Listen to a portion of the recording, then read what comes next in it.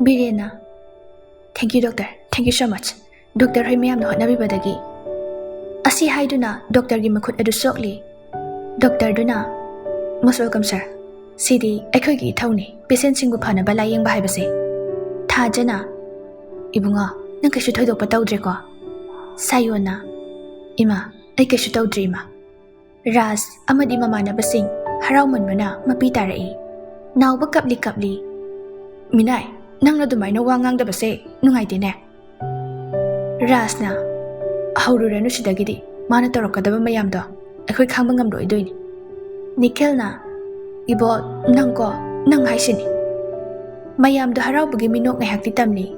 Doctor duna Fari sir adudi aishu mung thokragi nungai daba yawbug hekta haibiro. Phani doctor adudi akhoi ngakli jahokige. Doctor duna aduga laibagidi sida nongini leithakise. Hoi doctor. Doctor duga nurse duga thokre. Birena mama ibaini su yumdagi chakai kaido lauruna batausi. Sida angang kaisu leirabanina. Thajana hoi adudi ibunga noi maruk nga hak leiram ko ima nakhoi gi chana basu pula purak lagi. Rasna hoi ado inchang di akhoi sidagi pulap leirage. Ngasi di akhoi hero se pharakpagi ahawbugi ta chage. Thaja nokmi. Hoi. Biren ga thaja ga su chak lawba thokre. Rasna Minai nang yam phattaba nupani he. Akhoi se adyam wahan ba. Ibo nang nawbana akhoi wahan bagi nang treat pidaba yaroi haisini hek halakpaga. Sayona pithoga loire kaino bhai. Ngasi di nakhoi mayam ga puna nokpa phangli. Sayon mathwai nungai tana mapi sintharai. Nawbana Minai adumain kapno. Akhoi na pitare nang nakapasi. Nikhil na yam kapnarakano nungai ba phongtok poina yum hanbaga kaisamthong inedagi oksa putpada konghangi. Nawbana oksa naga yaroi nupi su wahanba adui saru matu thiandawni ai satin paigi. Sayon nupi palakpaduda paimyon buning singlai. Bye. Adalai refund amta bibiro. Rasna se natuda tawdo yoramni natuda suicide amuk tawramni. Ngahan nang na hayon haki mayamduna. Sayon wa ngangda phone du paimyon da call tawrami. Anirak tawraba phawba ring chatlaga phone di paikhalakte. Waro kramale. Thoibidam da tawgi. Asi haiduna thoibida amuk call tawrami. Hello, da Sayon. Thoibi ichan leitabra phone amta pahalakira. Da Sayon aidi class yawrubagi lambi da halaiye. Ado paimyon di suti lawkiba kuire. Kayam kuirage. Ngasi 15 days magsuri. Ado da Sayon gi luhongbadi kay numita tarage. Thoibi madugi warido yam sangi. Ay ko na hairage. Ay na phone tawba suma pairakte. Maga pau phongnaradi ay mabuthi balaka ni hayuko. Da Sayon luhongamdai duda mina kainung khankinida. Thoibi ay luhongdi. Luhongnabasu tawdi. Phare ay ko na fajana hairage. Thamlage. Asi haiduna phone du kaklaga tawfam khangdana phamduna leiri. Rasna ay nang hana hairabani.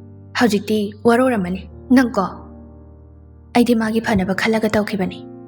Magi phanabani haujiksu kemta hairuranu. Bye. Kasamthong du chacha haujik. Nawbana oilonglo namitu udangairi natu hana uriduba. Leiri se hospital ni. Hospital dagi khunda chacha hairo. As bye ayam pakhale. Rasna bye kande hek phangbaga phabra lakbra chenchilasi hekta. Somda thoibina paimyon da Sayon soidana nang thiba lakhini. Mana hojik hairamni dunadi. Laksano mana phana laklasu aina amuk phangdana balot kani. Paimyon nang da Sayon che amutang unabana di phani. Ma soidana nang phangdri phau thirakani. Kayam kuina thiba ngamge haibada yengba tabani. Paimyon nang WakhaL amutang di khaluda. Kaisu khalunu se aishu thamlage nangsu class to phajana yawbiyo. Phone du thamduna paimyon tumina WakhaL khanduna leiri. Dada nangna phana thiba laklasu aidi nangna udana balot kani. Dada ay lot kani. kayam kuina nangna thiba ngamge haibado yengbige. Nong nini leiduna sayon su putharakle. Hek yobaga mana takmanbadagi kaisam thongda lakli. Sayona ine akhoi lakli. Laisiuna I nakhoi udaba kuibane ngahan khaidi kaida leidure. Rasna ine ngahan khaise angawbam yauri adu kana layengluba adugini. Laisiu nokduna nakhoi ne hek ngangbasidi phamo ine noina chanabaga hidaga pike. Makhoi hanagum ikoi koisinduna phamli sayondi phamliba adu cheptha imungda tumin yengli. Rasna Minai yari mamani leirise. Bye ma thogladi ai wari sanagi soidana. Mana ibu waro khibada ai yam nungaite. Waro phom thoktra dude ai wisu waroni. Laisiuna se nakhoi gi oksa aphutpaga hidak phulamagani. Naubana ine se akhoi gi apamba se hojbau kaudrine. Kaigi kaugani nakhoi gi ba. Asi haiduna laisibu thokhirami. Rasna Hero nangdi tha oidra. Sayona haijilo mahautang da kuirabani. Wabagi waba pune thakchilaga wagi. Naubana tawsaloibo. Ngangnariba wari singdu paimyon thangnaba kadagi pumnamak tari. Dada ngasidi nangna thakningba thaklo. Ai nangbu thingba tholakpa ngamnaroi. Adubu yumdadi hanjinbiyo ko. Ngasi khak tholakpaga adumnadi tawganu ko dada. Nongmanini hauki adubu paimyon gi mawa mapau amata taba phangkhide. Sayon ngauchatnaba haibadu oire. Rasna Bye thibe aba thire. Maga khangnaba makai thi duna hangli. Khange kau bahairakpa laite. Sayona Bye ai to pham khangdre. Maga wari amuktang oirasu sanaba phanglagadi aigi thamoise kharasu penthokadabani. Hauji khoina hangadabase makhoigi imung khata ngairi. Hauji khoina hangadaba haibabu makhoigi mayum khakta mangairi. Yumdadadi karamna amu hek changluba haibadu suluri. Bye ai kok ngaure. Tofong la phang khangdre. Aina mina manganglubadu mahira ngasi aina phanglise. Sayon makok paiduna domina tofong khangdana ningamdana leiri. Bye adumna tawganu se nangna dumna pokning sontharadi karamna thigani. Khangdre bye. Adubu ai maga thengnaba mikuptadi soidana khoda pusangani. Pusanbagado amta ngai khoda. Hana thengnanaba amta tawkise. Aduga pusanbagiduna kona tapna khanase. Mana phone se amtang paira adiko. Paira aroi khanglaba phone duda hanjin khingli adubu pairakpadi pairakte. Phone ga se maning yokhoi langni. Khoidok sawning tana ngasi. Amta ngai kho kai doge nangba. Aduna sawraga kanagadaba nate. Adu ai hojik kaido haibana bhai. Asuk nungshiba mahakse minaba amakha nganglubagi mahangba taraba. Aina hana haiba natro nang kaisu tawroi sumaina tawnuna.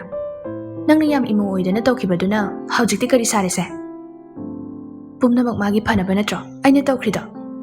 Hojiksu ai magi aripa mapaw mataradi ai kaisu khaloi. Bhai aina sum khanbada thoibigise ekhoidu oidaba ngangba mali. Kamaina no Sayon aduklu tina khrabaduna kamdongna no magi maramda khangloi duise.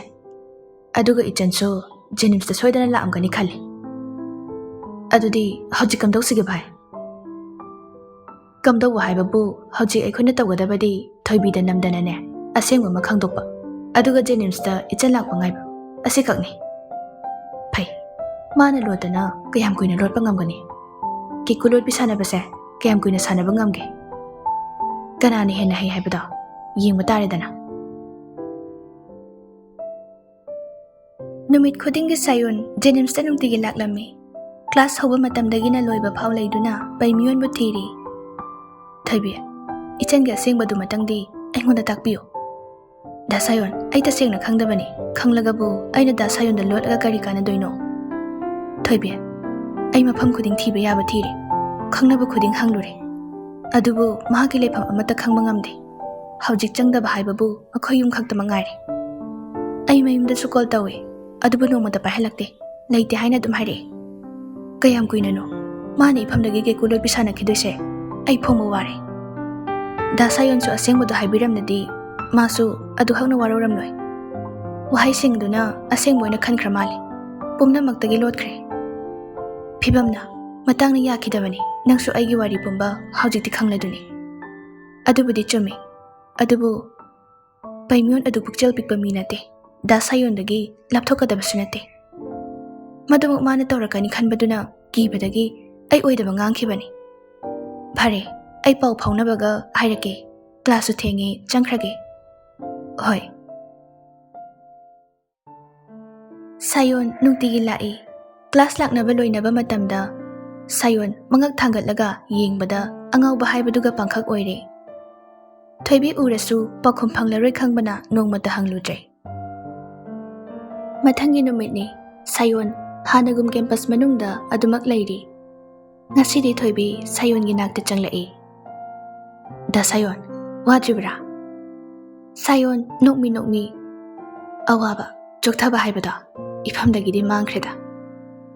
Paimyonbu aduk yauna nungsibra. Ifhamda mahak nataba atopa kanagi su wakhal changde jingnaba su pokte. Ai khangi nangdi khangli haiba. Adubu pakhumdi phanglaroidabana hanglaroige. Da Sayon ai kari haigadabanu khangdre. Sayon jingnana kaidorage thoibi. Da Sayon ai waphamse matam kuina lotuna thamba ngamlaktre. Thoibi karino se amuk tayo ai langdak na halano. Da Sayon paimyondo yumda lei mafam kaidasu chate. Da Sayon hoina makhoida nungtigi lakpada mak aduma khangi. Aduga karigino mana ai unaba tholaktriba. Da Sayon ga maga punsi lambi tinarabasu itin phamdi tinaranu haina tamnamna mali. Karino thoibi koithoklano ai bamukta gyan tahalo.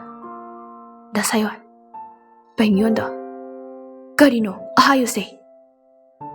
Paimyondo ngaha nongma khodong thibe accident amada maram oiraga magi mit animak uba ngambagi pangal leitre. Karino thoibi nangna harise se nangna harise karino. Achumbani Da Sayon thokribe accident aduda thawai ding hauri. Adubu magi mitti uba phangkitre. Sayon wa amata nganglamdana mafam adu thadoktuna prep tholakle.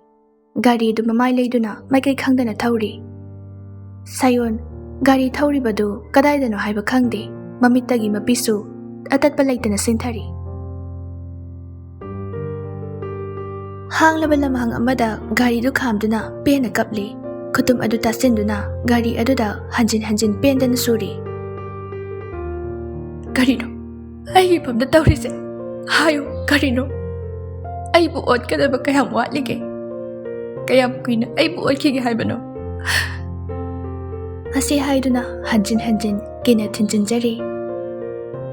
Ichan dada nang bunuksi ichan nang lot kino dada wari ichan. Sayon khangba ngamlaktaduna phone du lokthokduna rasta call tawnaba tawri. Makot adusu thak nikli. Kapana masadusu yadre. Hello, bye. Ras, pakhatna. Sayon, kaidorage? Ha, nang kaidorage? Se, kaida lege? Ai laki. Ai khangde. Ai da lari se kaida no khangde. Bye. Se, kaidorage? Amda tapthau se. Bye. Ai Thoi biga wari sanari. Ichan do. Sayon haiba ngamdana hiki kapthorai. Bye. Ichan kaidorage? Se, nang amda ta thokai doge. Amta hairo. Bye. Ichan do ngasidi amam angan udraba itang bi haibadu oiramle. Asi haiduna Sayon khonjal hena thokna kablai. Ha, ichan bo. Ras ngakna. Aha, ichan bo. Kamdawna. Bye. Ai khangde. Ichan uningi bye. Ai ichan uningi. Ai ngonda ichan piyo. Ai ichan unage. Asi haina Sayon khutumna gari aduda hanjin na thinduna thamoi chakna kablai.